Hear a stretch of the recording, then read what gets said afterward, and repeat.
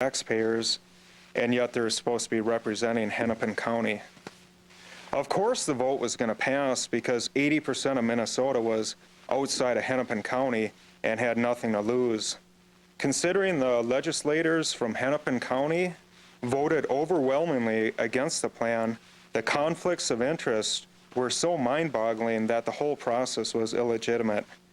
This resulted in great anger, resentment, and a downright sick feeling among many Hennepin County citizens, more than I've seen in a long time.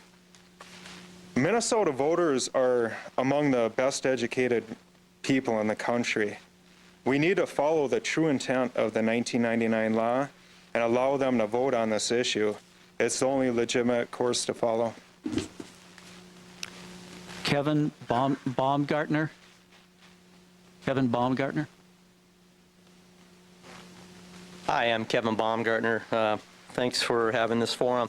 I'd like to point out that if you had kind of gone down that list to start with, because I was here and I did call in advance, I would have shown up on the list to start with, and maybe some of that fiasco that occurred early on would have been avoided. I think you guys kind of brought some of that on yourselves. That said, I don't think I can say a whole lot that hasn't already been said. I think there were some very good speakers here earlier, and it's encouraging to know that at some level our democracy is working, that people do at least get a chance to voice their opinion, and some people are very articulate about it. I'm not as articulate as some of the other folks who were here earlier. So I'm just going to kind of go down a couple bullet points, and I don't expect you to respond, but I would like at some point in the future for the four of you, and of course the four guys, you know who you are, to respond in some level about this. One, I want to know who approached you, Mike Opat, or who did you approach to make this deal?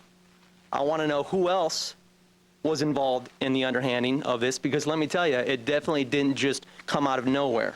This has been a 10-year battle for the Twins. And I ask everyone here and everyone who's listening, why do you think the Twins spent 10 years battling this? There's one reason and one reason only: money. That's the only reason the Twins fought this battle. That's clear. The other issue is there are some things pointed out on the fact sheet which were technically misleading, to say the least, but it talks about a 30-year ironclad lease. Now, I'm sure there's probably some attorneys in this room, and if not, I'm sure there are some in this building. But there is no such thing as an ironclad lease. And let me point out on the same sentence, 30 years. Now, this stuff has probably been said before, but I'm going to say it now. The Twins have never been in the same stadium for 30 years, ever, unless I'm slightly mistaken, which I don't believe I am.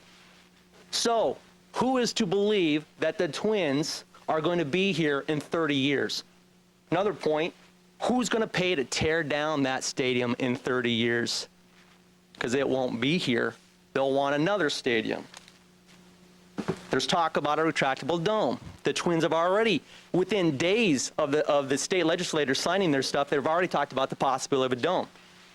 More to the point, in the fact sheet, it says that the Twins will take over all cost overruns.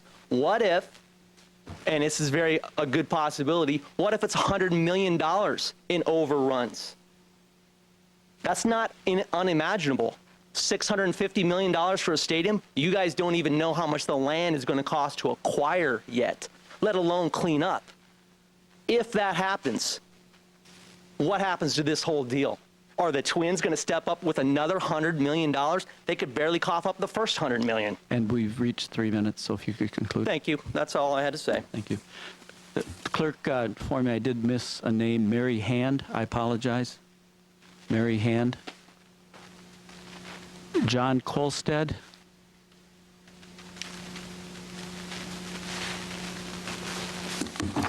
Good afternoon. My name is Papa John Kolstad. I live at 2830 East Lake Street in Minneapolis, East 22nd Street. Lake Street's my business. I'm the president of Mill City Music. I'm a nationally known musician.